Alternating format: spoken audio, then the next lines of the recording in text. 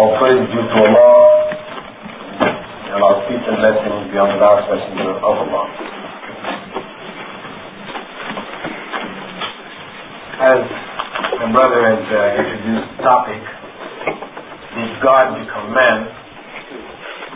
This particular topic is, in my opinion, the essence of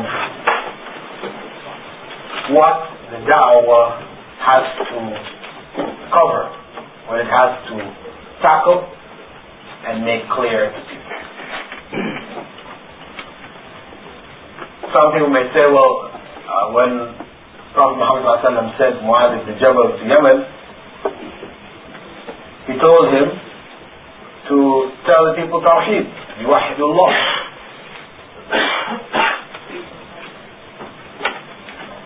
The issue of did God become man is Tawheed. It's not Tawheed in its totality, it covers everything, but much of what the message of Tawheed addresses is also addressed in this particular question. Did God become man? Because when we look at all of the various religions around the world, and we look at Islam and the unique concept that Islam has of God, we will find that the vast majority of the religions all trip over this point of God becoming man. People worship the creation instead of the Creator. And by nature, they tend to worship what they perceive as being the highest form of nature, which is man. Even when they're worshipping other beings in creation, you will find there is a link between man and that being. And in worshipping man, ultimately, man worships himself.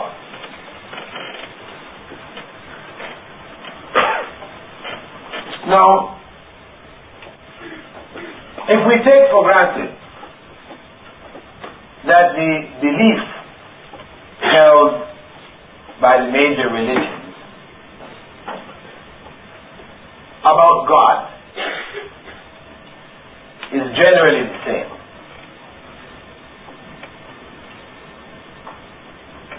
we can say, as I began, that that belief held in Islam is unique amongst the views of God. It's unique not only in its concept, how God is perceived, but also in the fact that the concept of God has not evolved. God was God and remains God, unchanged in its concept. And we believe, as Muslims, that the understanding of God, Tawheed, which Prophet Muhammad, may God's peace and blessing be upon him, brought, was not a new understanding. Social anthropologists have a way of explaining that monotheism evolved, having concluded that man originally came from an ape-like ancestor. We talked about that earlier. This is what social anthropologists, they have this concept. Psychologists, psychiatrists, they're all sharing this general concept that since they evolved from the same source, and we don't find apes worshiping God as far as they can perceive it, then they concluded that man created God. God is a figment of man's imagination. Some of them, Freud, Durkheim, and others, they have proposed theories as to how did man arrive at the worship or the creation of the concept of God. Freud put forth this, I think it's Freud who put forth the idea of it coming out of the Oedipal complex, wherein he creates a scenario saying that the early human beings, man, his wife, woman, children, that the children, the male children, they loved their mother and were jealous of the father. In this Oedipal complex. And in their jealousy, they killed their father. Now the father was the provider who went out, hunted, and provided for the family. So once they killed him, they had no provider. No protector. The head, one was looking out for them. So they created this imaginary head who would provide and protect them.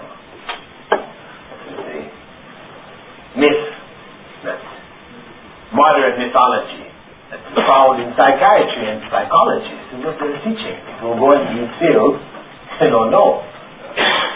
Each school has its own explanation as to how belief in God evolved or began. So the others, the social anthropologists, when they analyze religion as a whole, they say it evolved. You see, early man, when he saw around him the forces of nature, lightning, flashing trees, thunder, earthquakes, and all these things, powerful forces of nature. Fear, he was in fear of these forces. And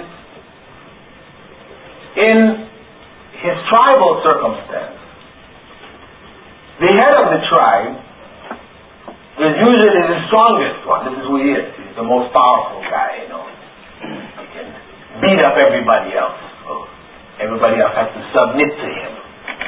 So what he does then, before they all used to go out and hunt. But because he's the strongest, he doesn't have to go out and hunt. He beats up everybody else and they have to go out and hunt. When they hunt, they take some for their family. They must take some to give to him. Right? This is their offerings to him to win his pleasure. If he is pleased with them, he won't beat them up. Right? So this is the beginnings of the idea of the offerings to the gods. This is how they explain it, right? So in the same way as they rationalize, we appease our tribal chief by giving offerings to him, then these powerful forces of nature, who now they gave images of being some kind of god, they would try to appease them by making their sacrifice, and so they would offer it to the lightning god, and to the thunder god, and in the early days, of the earth, of course there are many tribes, and each tribe had its own little version of these gods, who the gods were, what they looked like, and that type of thing. And they would, make images usually which were human-like images. Now, as tribes came in contact with other tribes, certain tribes would overcome, would defeat and beat up the other tribes, kill their men, enslave their women, take their children, this type of thing, or make them as vassals under them. They would have to pay tribute or whatever back to them. And what would happen is that this particular tribe that had beaten up these other tribes and defeated them and gained control over them, their gods, they would give up and accept the gods of this conquering tribe. Right? Because the gods of the conquering tribe must be the real gods, because they help that tribe conquer everybody else. These are the more powerful gods. So, as time is progressing now, from tribes, from individual families, tribes are being formed, and tribes are turning into nations as they conquer other tribes. In that process, the number of gods are decreasing, till they reach the point of two gods,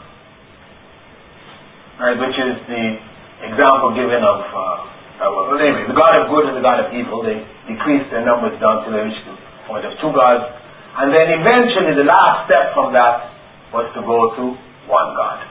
The process of evolution as they portray it. And then they take examples of peoples around in the world today and use them as examples of the different stages. You see, they take the North American Indians and other tribal peoples of animists, etc., found in Africa, in South America, in Philippines, different parts of the world. You have people who are animists. They worship nature and the forces of nature. They say, okay, this is an example of that stage. Then they go to the Hindus.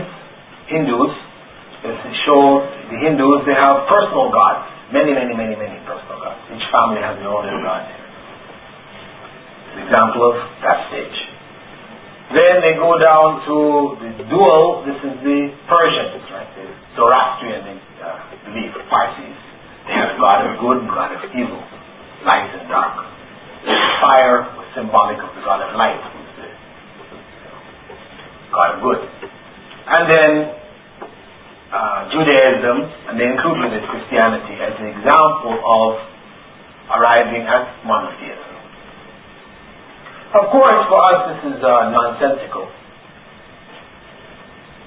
because like the people trying to prove evolution, they have a theory already, which they've now gone into the circumstances and just put evidence to support their theory.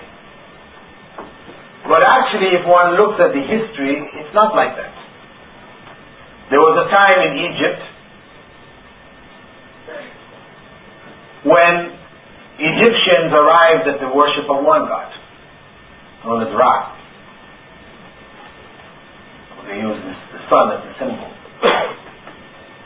I forgot the name of this particular pharaoh. Oh, Akhenaten, yes. He is the one, and in his period of time, it was about the worship of one God.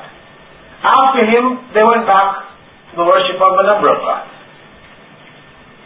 And if we look at the stage from Judaism to Christianity, we don't see polytheism to monotheism. What we see is monotheism to polytheism. Jews believe in one God, Christians made in three. So it's going in the other direction. There's corruption here.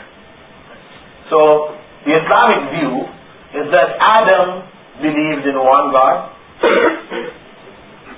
This was the same belief of Abraham, Moses, etc., right down to the last of the prophets, Muhammad, may God's peace and blessing be on all of them. And that it was people deviating from the teachings of the prophets that produced these beliefs in other gods. Sometimes they degenerated to polytheism, to animism, where they worship nature. Sometimes they degenerated to tritheism, like that of the Christians, or to dualism, like that of the Parsis. Now these are just varying shades of degeneration of belief, as they deviated from the main path. But the concept of God, as presented by Islam in the final form, we believe was not an evolved concept, but a constant. It was a concept held by Abraham and Muhammad, may God's peace and blessing be upon them, and on all those in between. Now, if we look at the major religions in the world today, usually when people get to look at the major religions that have gods and so on, They include Judaism. I'm not going to include Judaism.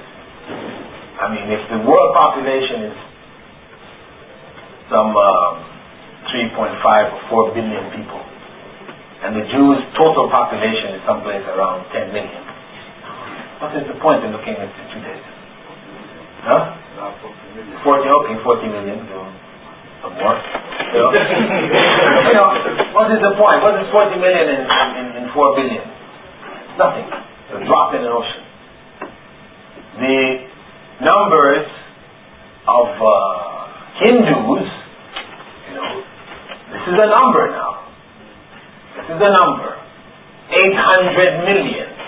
So we're going to look at world religion. This is what we have to look at. Look at the Hindus. Look at the Christians.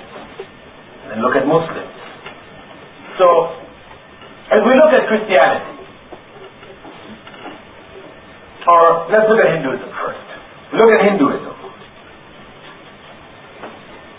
What we see in Hinduism is the concept that everything is God.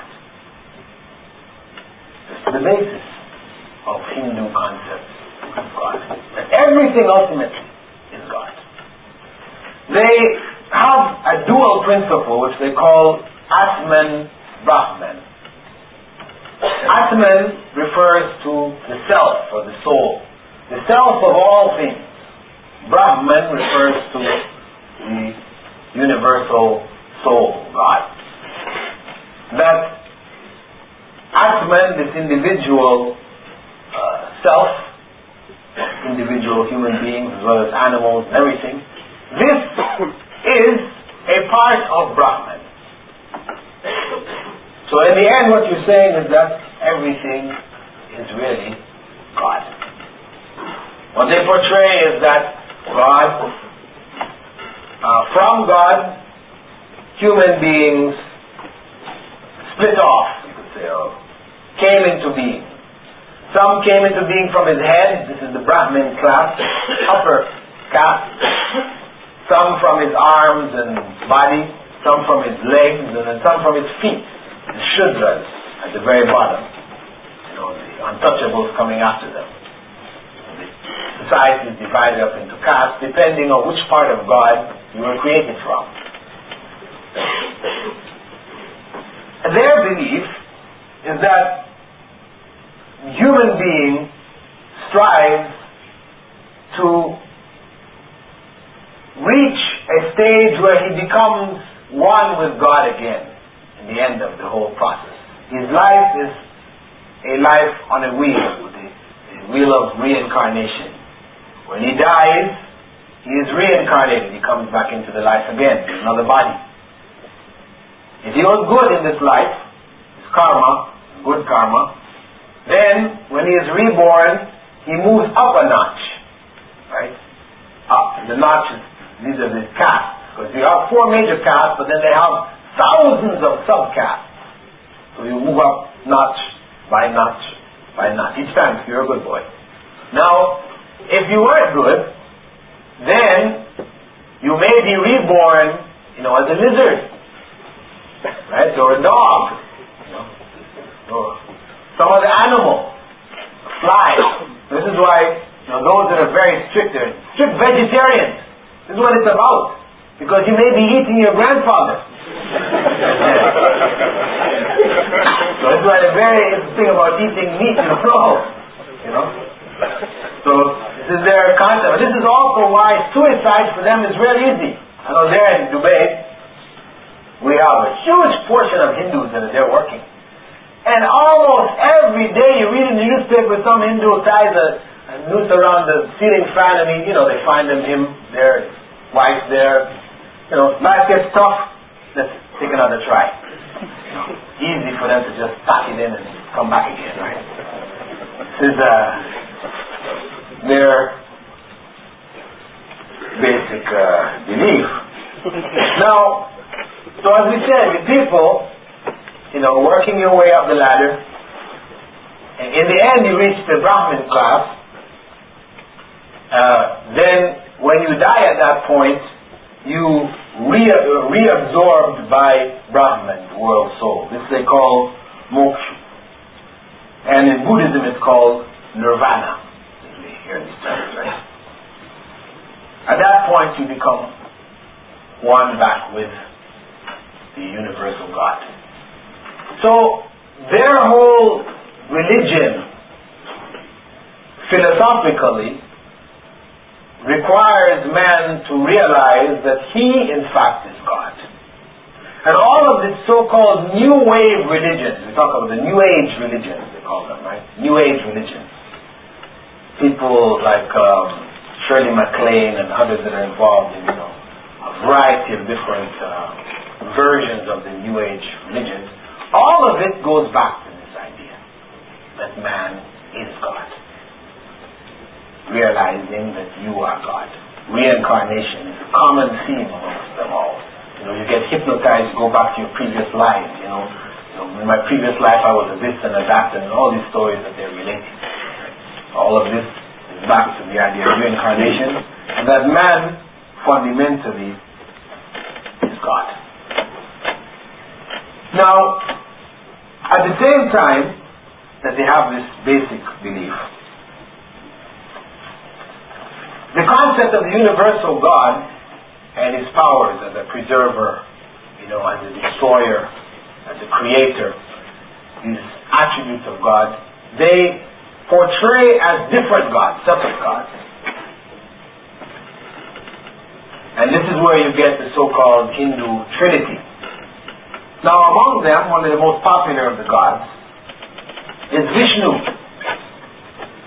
And Vishnu, they believe, becomes incarnate at different points in time.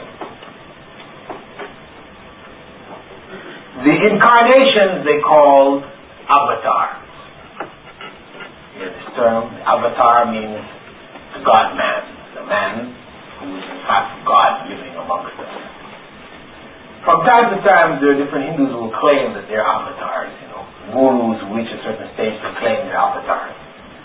But traditionally, they believe that there were 10 major appearances of Vishnu, in creative form, in the form of creation. They give them a variety of different names, the appearances, and they're related to the forms. Among them, just to give you an idea of the kind of things that they're talking about, one of the first appearances of Vishnu is called Matsya, which is Vishnu appearing as a fish. And the fish takes on holy characteristics, and Vishnu is represented as a fish and becomes an object of worship. He also became manifest or incarnate as Kurma, which is a turtle. So the tortoise has, becomes forms for gods for them to worship. And then, there's a variety of other things. They got, as a wild pig, and a variety of half lion, half man. And then you hear of Rama and Krishna. The Hare Krishnas, you hear about Hare Krishna. The Rama and Krishna, these represent human incarnations of Vishnu.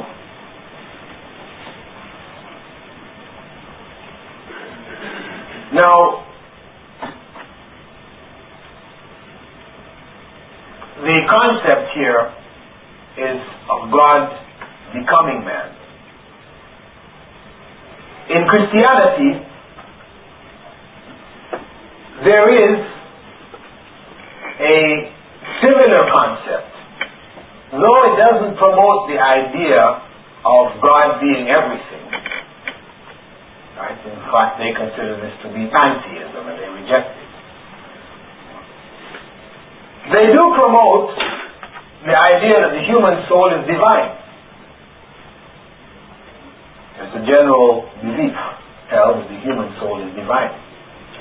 But in specific terms of God becoming man, this is expressed in the concept of Jesus, who was a man, being God.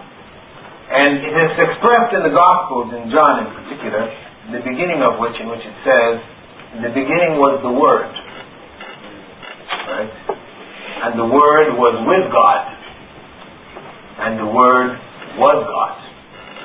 And it goes on. And the Word became flesh and dwelt among men. Philosophical presentation of God becoming man. Now, the term which is used for word in the Gospels, this particular Gospel, because it's written in Greek, is logos. And if you go back to the to Greek philosophy and look at their concept of God, this concept of a universal soul-like being that reflected on itself and its thoughts, became other beings, and the logos plays the role of the intermediary between the universal God and man. And the problem which leads them to this belief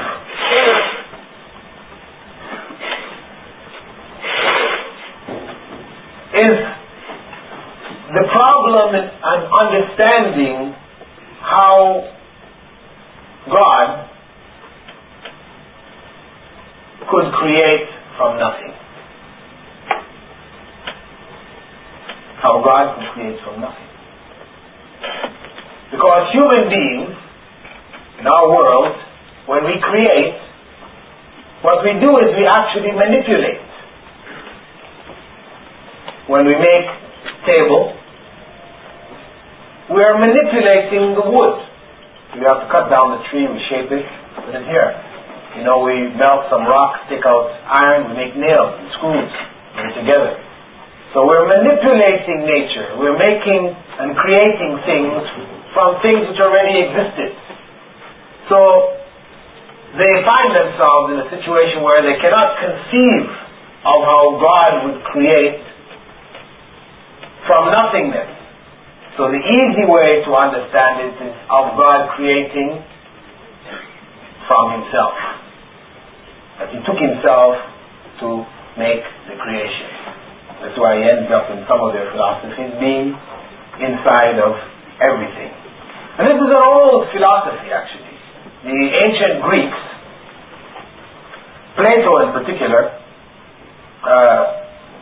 wrote about this, that human beings represented portions of God which were trapped in matter, and that the purpose of life here was to realize that that portion inside matter was actually God, and that we would do a series of exercises, spiritual, philosophical, logical exercises we would do to liberate our spirit from the material body, so that the spirit could rejoin with its origin, God. Now, this idea, coming from both the Hindu channel as well as the Greek philosophical channel, ended up amongst Muslims. A large portion of Muslims subscribe to a set of beliefs which are grouped together under the general heading of Sufism. And what you find in the various branches of Sufism is that the efforts and the purpose of life for the Sufi is fana. Fana is disappearance in God, becoming one again with God. And the various exercises that they prescribe, the various tariqas, each one has their own set of exercises that you do, you Some of them it's just repetition, some of them involve moving your head certain ways, some involve dancing, you have the whirling dervishes, variety of different forms.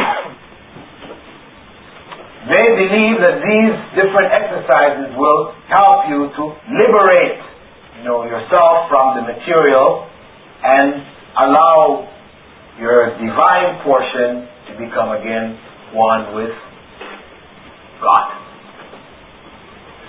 Same philosophy. Of course, it's been cloaked in Islamic terminology, and even verses from the Qur'an have been drawn out to support it. They will point and say, well, Allah said when He created Adam that He blew in Adam from His spirit. فَنَفَخَ فِيهِ مِنْ رُوحِهِ. There it is. Adam's spirit, the spirit which is inside of Adam, was a part of Allah's spirit. The basis of that philosophy. And of course, each human being who came out is carrying a piece of that spirit. So there's a piece of Allah in each and every one of us. Of course, this argument is a false argument. In my book, Fundamentals of Tawheed, I've gone into it in detail and broken it apart and shown that basically just a summary that when Allah said that He blew into Adam from His spirit, this is not taken literally to mean that Allah actually blew a portion of His own spirit into Adam, because we don't believe that Allah has a spirit. Spirit is created, as Allah said when they asked you about Ruh. The Ruh is min Amri Rabbi, by Allah's command. Allah's command is be and it is. Allah commanded be and His spirit was. Allah doesn't have a spirit, nor is Allah a spirit. He's created being. So when Allah is speaking about blowing, that the Prophet ﷺ gave us in a variety of different hadiths, that it is the angel which blows. The angel blows. But Allah refers to it as His blowing, just as a means of showing the special quality of the Spirit entering. It is ultimately by His command, just as He says in the Qur'an, وَمَا رَمَيْتَ إِذْ رَمَيْتَ وَلَكِنَّ اللَّهَ رَمَى. That in reference to Prophet ﷺ before the Battle of Badr, he picked up some sand. Right? The enemy was hundreds of yards away on the opposite side of the valley, and he threw the sand at them, dust at them. And they reported afterwards that before the battle, they all felt dust in their eyes. They were all rubbing their eyes. Where it came from? They didn't say it. There was no dust storm. Allah caused it to reach them. So Allah describes the throwing of the Prophet as His throwing. And that, when Allah referred to it as His Spirit, Allah uses the reference of His to elevate the status of some parts of His creation, just as Allah refers to the camel of Prophet Salih as Naqatullah, as Allah's camel. Nobody gets any image in his mind that this is Allah's camel, meaning literally, as Salih has a camel, you have a camel, Allah has a camel. No, nonsense. Allah refers to it as His camel, showing that this camel is a special camel amongst the camels of the earth. Similarly, He refers to Jibreel as His spirit also. In Surah Maryam, etc., it refers to. So, this terminology, when Allah refers to things as being His, it is known, sometimes it refers to parts of His creation that He has ennobled by calling it His, and sometimes it literally refers to Himself, Allah's mercy, Rahmatuhu. Of course, this is not in that same context. When Allah refers to His mercy, He's talking about Allah. But when He talks about His camel, He talks about His earth, talks about His prophets, then it's referring to parts of His creation that He has elevated. So this is the proper understanding of this verse. However, the point still remains that from this concept, the Sufi movement, mystical movement, promoted the idea of everything being Allah, Allah being everything, people can become Allah, and the most famous individual among them was one of the saints in the hierarchy, is Al-Hallaj. Everybody heard about Al-Hallaj, who, when he was, he claimed that he was Allah, saying, Ana al-Haq, right? Of course, Allah refers to himself as wa huwa al-Haq. So fundamentally, he's saying he's Allah. That's what he's implying here. And when he was asked to recant his beliefs, he was called before a tribunal of Muslim judges and asked to recant his beliefs, he stood up amongst them and opened his garment and said, there's nothing inside this garment except Allah. So he's not backing down.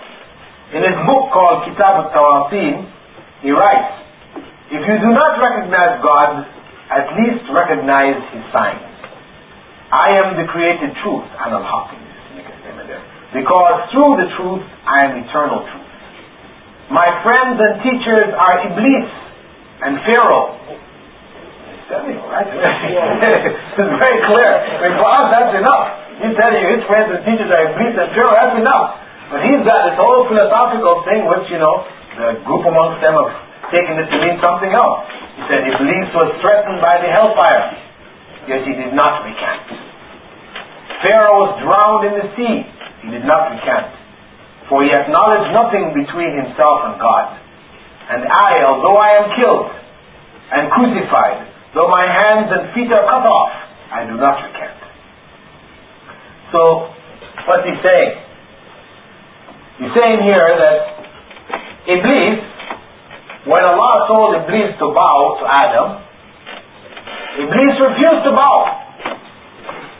He didn't recognize Adam as being God, a God to be bowed to. So this was the act of Tawheed. That's what they argued. Iblis was, reiterating his belief in Tawheed, so he refused to bow. And Pharaoh, of course Pharaoh said, Ana Rabbukum al-A'la, I am your Lord Most High. Pharaoh said, there is. Pharaoh recognizing that there's no God besides him, He and God are one. And of course, when the Islamic court found this individual just totally unrepentant, they took him out and cut his head off. And if you read in the books of the Sufis, right, they will describe the miracle which took place. They say when his head was cut off, it rolled on the ground saying, Ana al-Haq, Ana al-Haq, Ana al-Haq. So as it was rolling. And they write this stuff there. So for them this is just confirmation of that belief, It's like in the time of Ali radiallahu anhu, when he caught some of his companions, or some of the people who were claiming to be his followers, attributing to him divinity, right? This was introduced by Abdullah ibn Saba, right? The Jewish supposed convert to Islam from Yemen. When he caught some of them who they're giving him attributes of Allah, and he set them on fire. He killed them by burning them alive. When they were tied up and being burnt, they said, now we know for certain that you are Allah, because only Allah punishes with fire. It's that same kind of state of affairs, right? So, for us, in terms of Hallaj's head rolling and saying Ana al-Haq, it's not really a problem. If it's true, it's not mythology that they made up. If it's true that his head rolled and kept saying Ana al-Haq, it's not a problem for us. Because Allah tells us in the Qur'an the story of As-Samiri. If you reflect back on that story, what is Allah telling us in that story? When Prophet Musa went up to receive the commandments, and he left Harun behind, may God's peace and blessing be upon them, And a Samiri amongst them got the people to melt their gold, and he made this calf, right? He claimed he saw an angel walk in and picked up the dust from the footprint of the angel and threw it on in the mix, right? They're mixing up to make the calf. When the calf was formed and the people stood before the calf said, "Moo." Of course, the people all dropped down in sujood, Power to this calf, because the calf was mooing, lowing, Was the calf actually lowing and mooing? No. It's the jinn. The jinn can go inside the calf and make the sounds. And I'm sure you're all familiar with the phenomenon last year of Ganesh, right? The elephant head god of the Hindus. All over India, this elephant head god who they normally, part of their rituals, the worshiping rituals, they pour milk over their god, right? The heads of the god, right? And they pour it in the mouth. But normally the milk is just going down the side. But one day, they're pouring the milk in the mouth of the elephant head god. It wasn't going down the sides anymore. He was drinking. He was drinking all over India. Even in Dubai, we have a temple here, Hindu temple in Dubai. And he was there. People were lining up to see him. And I hear in England here, he was drinking milk up here too. So, for us, it's not a problem, if there's not a hoax going on behind it, we're not saying we're just going to accept it just like that, but if it is real, if there is reality to it, then understanding the jinn, how the jinn operates, is not a problem for us to understand these kind of phenomena. Because the jinn can interfere in our world in this fashion. Among the Christians, they have what is known as stigmata. Stigmata is that every year around this time, right, or over the centuries, around this time, Easter, right, there are some Christians whose blood will start to appear in the middle of their palms. Starts to come out in the middle of their palms and their feet, middle of the feet. Sometimes around the head. Blood just starts to appear.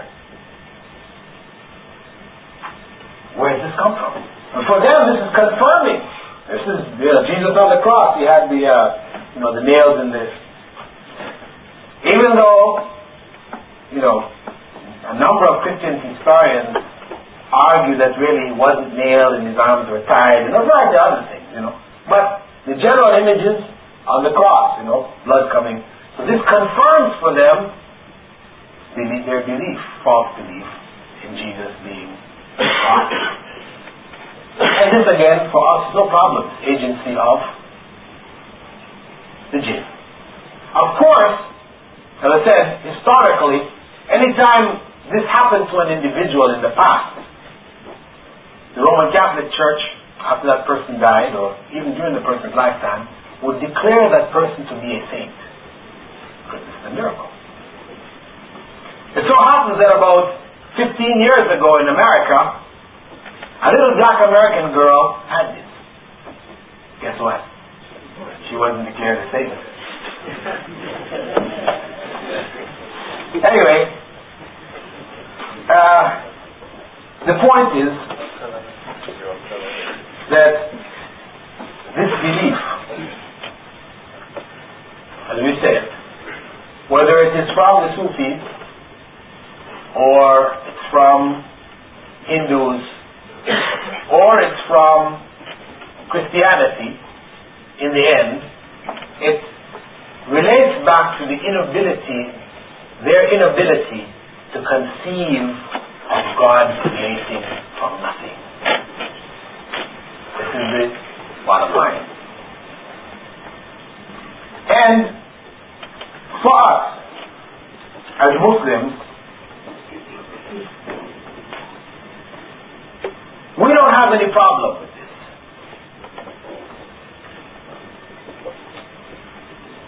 Before God created the world, God commanded it to be, and it was. From nothingness. This is our belief. We have no problem with it. Now, there is a question which usually is raised concerning this in defense. This is raised by both Christians and Hindus, others who believe that God became man. The question is, isn't God able to do all things? The question. If a Christian throws that on you, try to explain to him, no, Jesus wasn't God, and so on, so on, so on. And he says, couldn't God become Jesus if he wanted to? Question. We know in the Qur'an, Allah says, إِنَّ اللَّهَ عَلَى كُلِّ شَيْءٍ قَدِيرٌ. Verily Allah is able to do all things. So as a Muslim, usually we've got our back up against the wall now. We have to admit, yes, Allah is able to do all things. So this is their judgment, this is their argument, and then really the thing ends. But actually, this is a mistaken understanding on our own part. Because we shouldn't have answered to them yes. We have to qualify that. It's not just a blanket yes. Yes, Allah is able to do all things. No, it's qualified. Because when Allah describes the heresy of the Christians believing that Allah has a son, Allah says, وَلَا يَنْبَغِي, it's not befitting that he has a son. It doesn't befit God that he has a son. So what it's saying, what it's referring to here, is that when we say Allah is able to do all things, we do not include in that statement absurdities. The absurdities, the things which are nonsensical, things which are totally illogical, contradict all sense. Meaning, that same person who says, for now, since you can know how to deal with this, the person says to you, yes, I believe Allah can do all things. You ask him, God can do all things. Well, do you believe that God is without beginning? Yes, God. Do you believe that God doesn't die? Yes. God is without beginning or end. This is part of the generally accepted definition of God. Eternal. He is eternally living without beginning or end. So then, you ask that same person who agrees that God is without beginning or end. Can God be born? No. They're stuck. You have to say no. Because you just said that God, what means to me be God means you're not born, it's without beginning. You have to say yes. God can. Because what happens is that this is what the atheist philosophers used to do to mess up the minds of the Christian theologians. They would come to them and say the same thing. You believe that God is able to do all things? Yes, that's what we hold. God is able to do all things. Can God create a stone which is too heavy for it to lift? Christian theologian, his head is spinning now, He's got a problem, yes? He needs to say yes, because God is able to do all things. But logically, he says the stone is too heavy for him to lift. What is this? The stone is greater than God in that sense, isn't it? And he's stuck. Dilemma. Right? So it's the same kind of rationalization we bring to him here. We say to him, can God be born? They have to say no. Yes. Obviously not. Because we said God means the one without beginning. Can God die? No. Because that's what it means to be God. If he died, he wasn't God. So these and all the things like them are the absurdities that are not included when we say God is able to do all things. Included with that is God becoming man. That is among the absurdities. Because God is the creator. This is his attribute of being the creator, who is uncreated. Right? Uncreated, because if he had a beginning, then he was created. If he's without beginning, means he's uncreated. Eternal, uncreated. He is the creator. So for God to become a man, man is created. Part of the creation. In need of a creator. So it's a contradiction in terms. How can the creator become his creation? If he became his creation, he would be in need of a creator, and he's no longer the creator. The one who created him was the creator, not him. This is the contradiction. So it is an absurdity to propose or to suppose that God could become a man. Absurdity. Similarly, God having a son. This is another absurdity. Because to conceive of it, you explain to them in simple, very basic terms. You tell them, listen, when a cat has a baby, called a kitten, we have a little cat. When a cow has a baby, we call a calf, which is a little cow. When a man has a baby, or a child, a little man. You have a big man, little man. Now when God has a son, what do you call that? A little God. So you have a big God and a little God. So it's absurd. You're already putting it in the realm of two gods. Absurd. And absurd because all of these concepts really, what it does is it is making God like his creation.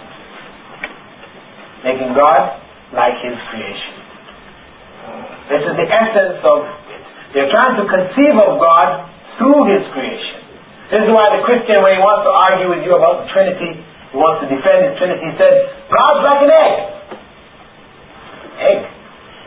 It's God, it's like an egg.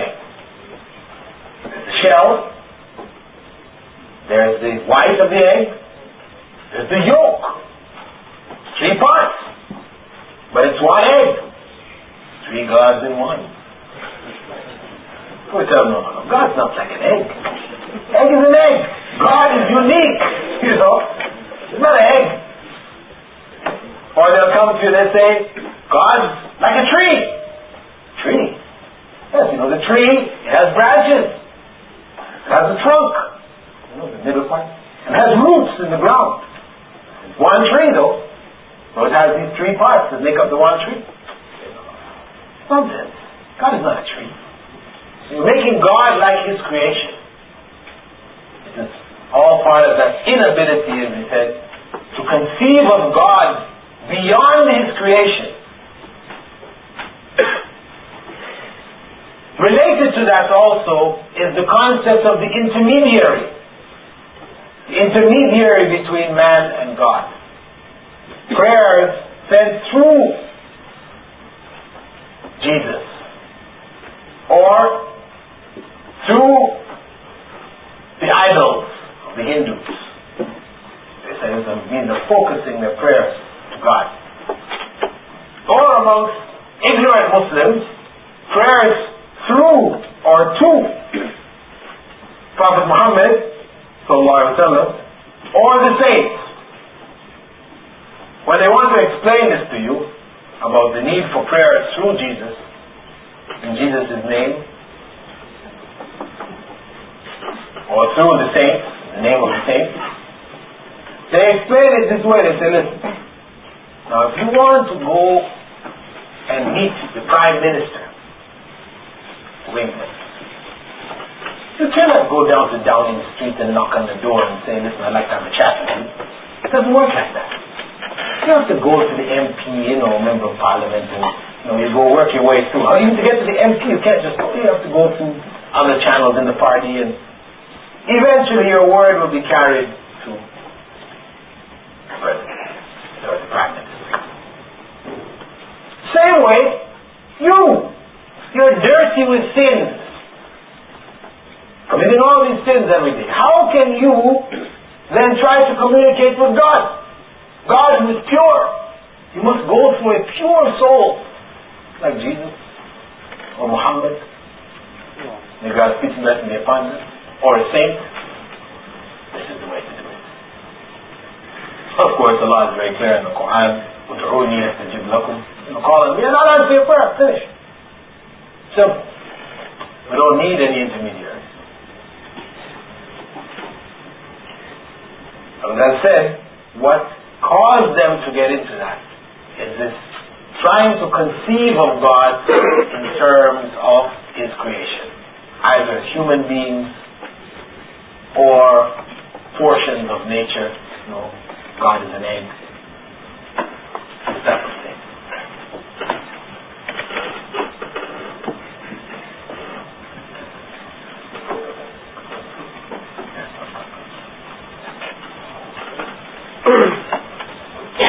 So in summary,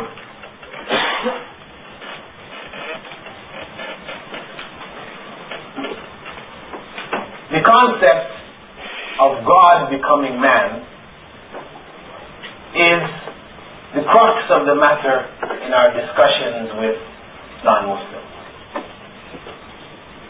Those who have belief in God. Of course, you're dealing with atheists or whatever, then you have a different angle. This is only specifically for those who have belief in God, whether they're Hindus or whether they're Christians. This is the crux of the matter, to tackle the issue of God becoming man. Why do they have to believe? Why do you have to believe that God became man? If you believe as a Christian He became man one time, what about the Hindus who say He became man a whole bunch of times? Why stop at one? Once you open that door, you can't close it. So, we have to look at the issue. Why do you have to believe in the first place that God became man? Then, tackling that, try to show them that it really, in fact, is an absurdity, an absurd concept.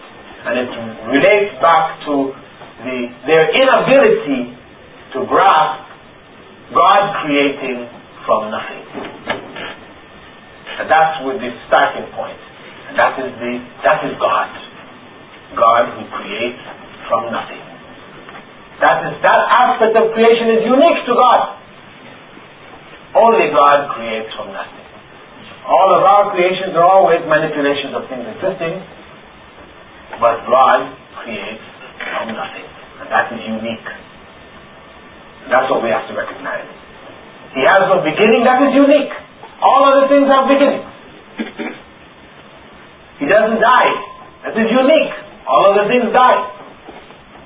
He doesn't have parts. That is unique. The egg has the parts, the tree has the parts, everything else. All the other things, all the things in creation are made up of parts. There's nothing that is a pure unity without having parts. They used to think the atom was it. And they got down into the atom. We have electrons, protons, and neutrons. So okay, electrons, protons, this is it now. Final particle. And went, neutrinos. Something else. And they went, okay, that's it. Neutrinos, the smallest particle. Quarks. No. The deeper they go, the more everything they find is made up of other things. There's nothing in the creation that is a pure unity. That is Allah, the creator. A pure unity, indivisible, not made up of parts, having no beginning or end. لَيْسَ كَمِثْلِهِ شَيْءٌ. That is Allah. وَلَمْ يَكُنْ لَهُ كُفُوًا أَحَدٌ. That's the summary of the topic this evening. Topic, as I said, it is geared towards da'wah, dealing with those who believe that God becomes or became man.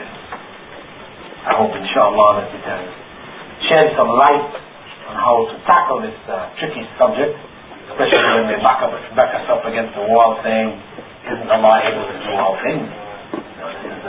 This is usually the crux that they bring back up. Right hand, whatever, right cross. Now you know how to deal with it, give it a block. So, Jazakallah khairan for a very enlightening talk, mashallah. We've got about 15 minutes of questions. We'll try to, inshallah, get through as much as possible. First question, which is very relevant, mashallah. Let Bilal read it out, mashallah. One of the people who claim that Muslims worship the Kaaba, what do we tell them? Yeah, you'll find it. Hindus will say same thing. I mean, the philosophical Hindu. The average Hindu, you ask him, why are you worshiping that idol? He said, because I believe this is God. This is God. But you made it with your own hands. It's okay, but it's still God. Like Abraham's father and the people. But the philosophical Hindu, the guru, he will tell you, well, listen, we're not worshiping this actual image that you see here. It's only for the focus of worship. We focus on worship to be philosophical. We have to ask him, what about that thing called again, lingam? How are you focusing on this kind of worship? For those who don't know, for Hindus, their favorite form of their popular deity, Vishnu, is as an erect piece called lingam, and they worship it in big forms. And they carry it around, and pour milk over the top of it, and all these things. Major Benares is where they come for yearly worship. They have pilgrimages there to worship. What kind of focus is this? You say you guys are out of focus, really. Out of focus. So they say, well, okay, same way. That's what you're doing with the Kaaba. There you are. You say you're not worshiping the Kaaba, but there you are, bowing down to the Kaaba. All around the world, you all bow down to the Kaaba. So we say, really, this is only for organization in worship. Our worship involves standing, bowing, kneeling, all these things. If we didn't have one unified direction in which we pray, people would be bouncing into each other. This keeps everything in order. We're all in the same direction in rows. It's for ordering our worship. It's only a direction of prayer. And to prove it to you, a couple of times a year, they open the door and they go inside and pray. Do you go inside your idols and pray? No. What's the idea? To be blasphemy, to go open up your idol and go pray inside the idol? No, that's a lie. Okay? So this is, for us, we should know, this is just a house of worship. And the back part of the Kaaba, which is indicated by that semicircular wall, the inside area they call the Hijr Ismail. That part is actually an extension of the Kaaba. The original Kaaba included all of that. It was in the Quraysh time that they ended up with the cube form. They built it taller, ran out of money, they couldn't finish it, so they just put the wall there to indicate the remainder of it. So when you go, that's why when you're making tawaf, you're not allowed to go between the Kaaba and that semicircular wall. There's an opening there if you wanted to walk through, but it would not be considered tawaf. It's incorrect. You must go on the outside of it, because inside there is considered part of the Kaaba. And people go there and they pray inside. Anybody can go and pray inside. And the actual Kaaba itself, the building, the final building, it's opened up. People go inside and pray. So we say this is clear evidence that this only represents a direction for prayer, for organization of worship purposes, and it is not an object of worship. In fact, Muhammad sallallahu had told us that one of the signs of the last day is that an Ethiopian with skinny legs, and this has nothing against Ethiopians, will go to Mecca and break down the Kaaba. What's going to happen then? Does it mean that Muslims stop worshiping if the Kaaba is broken down? No. Two questions relating to the Jews. One is, can you please explain the shirk that Jews do? And then the other question, which is similar, in your book, The Fundamentals of Tawheed, you say Judaism is a subtle form of idolatry. Please explain. Well, as I said, the Jews really don't need to spend much time with them, because they're such a small minority, But just the issue of shirk in their worship, it is in their representations of God. God for them is their servant. Well, you have to be that. Yeah. He is their servant. He does what they want him to do. You know, they describe him in the Old Testament as repenting for what he sought to do against the Jews. Repenting to them. Asking their forgiveness. In the Talmud, he asked permission from the rabbis. Can we do this? Can I do that? What kind of God is this? The God of Israel, he's their God who does whatever they want him to do. So this is where the shirk comes. They portray God not only as a human being in the Garden of Eden. Adam hears his footsteps, boom, boom, boom, boom. And then God is asking, where are you, Adam? Where are you? He doesn't know where Adam is. Besides all these silly kind of portrayals of God, I mean, they do make God, as I said, their servant by giving him attributes of human beings weaker than themselves. Another question. In the field of dawah, is it enough that we know Islam fully, or we need to know the beliefs of other people in detail? Or how would you prioritize it? Well, the most important thing is to know Islam properly. Because if we don't know other people's beliefs, but we're able to tell them what Islam is, and they will listen to us, alhamdulillah, that's good. That's good enough, really, ultimately. We know Islam properly, we can explain when they ask questions, etc. Then this is the fundamental. This is most important, because that will save them and it will save us. I would not advise anybody, to specialize in, Didat's arguments and all the different reading of all the different religions, and they neglect their own knowledge of Islam. Of course not. But having studied and, gotten a good solid foundation, for a person involved in dawah, it is important to know something of the beliefs of the people that you're dealing with. Because the da'i, the propagator, is like a doctor. Now the doctor, when the patient walks in the door, he doesn't start writing the prescription right away. Although I did experience this when I was in Saudi Arabia, You're not supposed to, right? Not supposed to.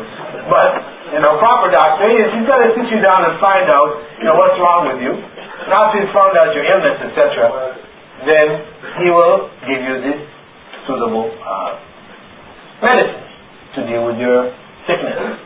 So the same way the da'i functions like this. Whenever it is possible, you should find out what the people are thinking, what is on their mind, what is their,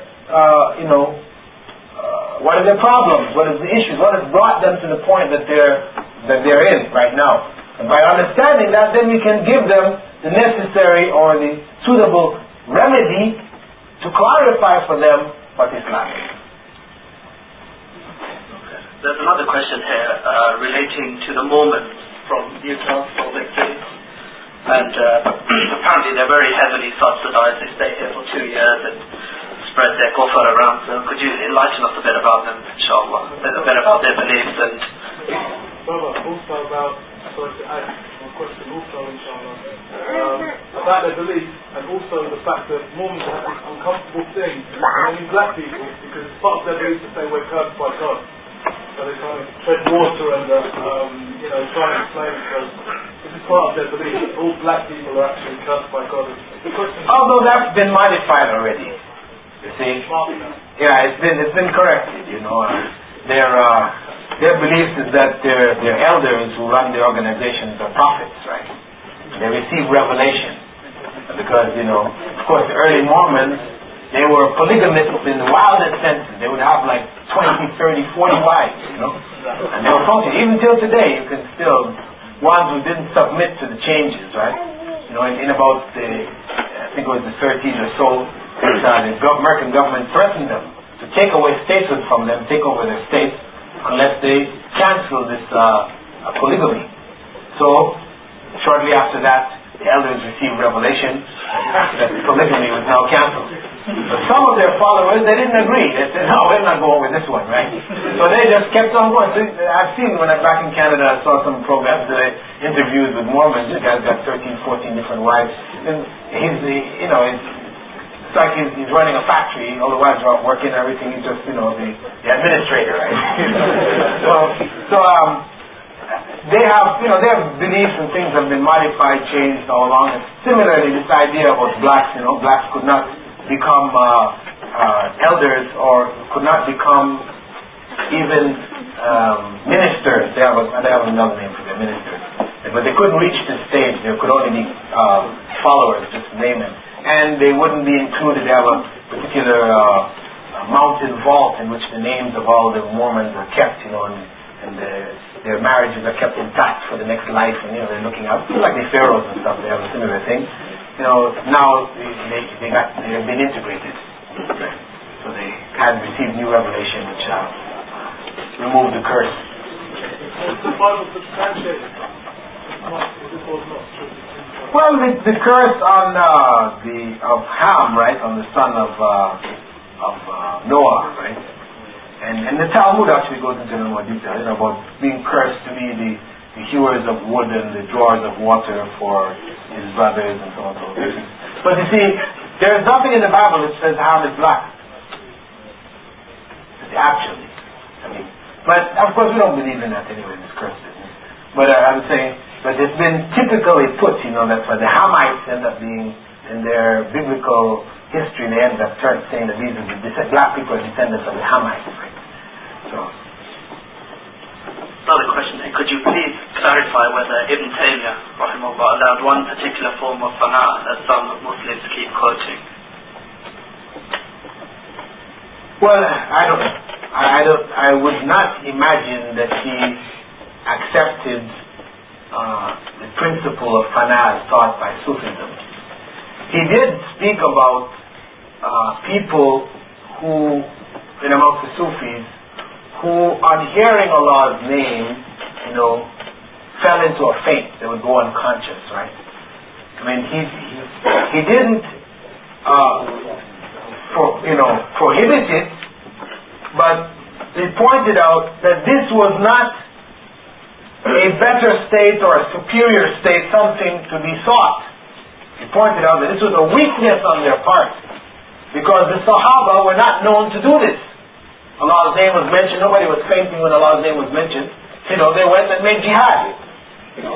They established the Islam, to the ends of the earth.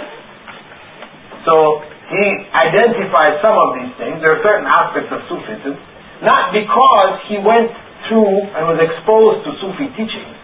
Because everybody in those days, and a number of times after, everybody went through Sufi teachings, just part of your normal training. You see many of the scholars of that time, they used to have after their name, they would have Maliki, to indicate their fiqh madhab. They would have Ash'ari to indicate their philosophical madhab. And then have Naqshbandi to indicate their Sufi madhab. The name would be a series of E's and E's and E's, right? So it was very common. Vast majority of the scholars, Ibn Qayyim, they passed through this phase in the course of their learning, but they grew beyond it and realized it was false and left it behind. But where there was certain good in it, Ibn Taymiyyah had identified it, because this was how Ibn Taymiyyah was. Whenever, if there are some people and they have some deviation or some error, where there is good, he would give credit to the good. Where there was wrong, he would identify it as being wrong and seek to correct it. This is amongst people who have not gone outside of Islam. People who still remain amongst the Millah, who had, some incorrect ideas. There's another question here which I think is particularly relevant to Pakistanis, is how to approach to Muslims praying through the Prophet sallallahu alaihi wasallam and his family. If you have some advice on that. Of course, this, in da'wah, as a general principle, there is no one way. There is no one way to approach. This is going to vary from person to person, from family to family. The point is that one has to have some kind of relationship with the people we're trying to communicate with, some kind of openness that they're willing to accept. And when that openness is there, which can be built through, friendships, through treating people kindly, etc., etc. Once we have that relationship, then they can be introduced, through the Qur'an, through the Hadith, through different statements of Prophet ﷺ, statements of Allah. Also, there are lectures done by, some scholars who speak their language, and are very effective in bringing their ideas across. So you can get these tapes for them. let them listen to it. There's another question here. Do you think the Shias worship a man or Allah or themselves? Well, the Shia, as a group in general, they have given the attributes of Allah to the Imams. You know, they've gone actually, the Christians a step further. For the Christians, you know, the Pope, when he is vested with the office of papacy, or the papal office, he becomes infallible.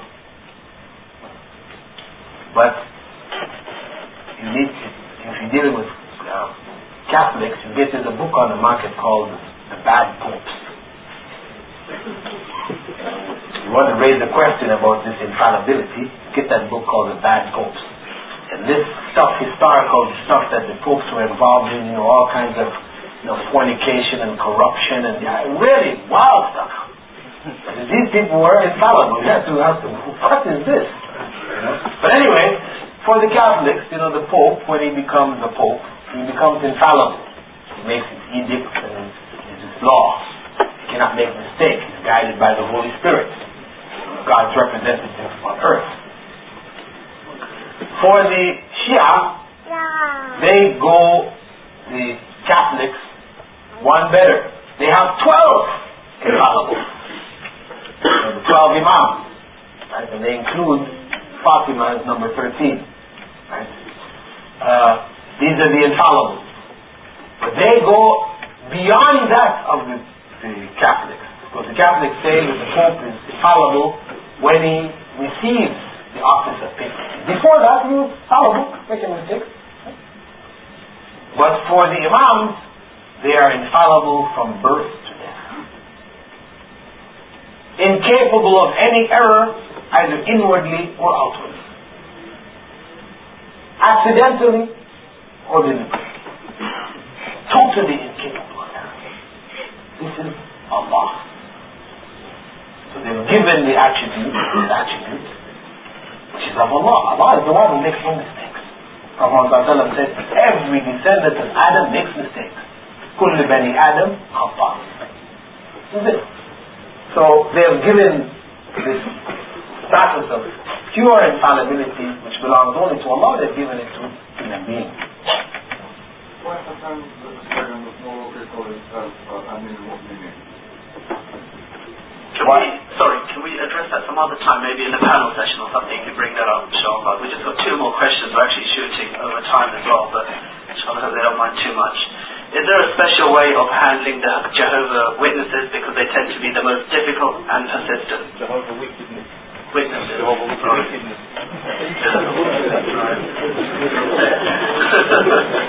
Jehovah's Witnesses. Wickedness. Anyway, Jehovah's Witness, there's different ways. If you are familiar with their background, their history, then you can point out that their leaders had predicted that the world was going to end in 1917. Yeah.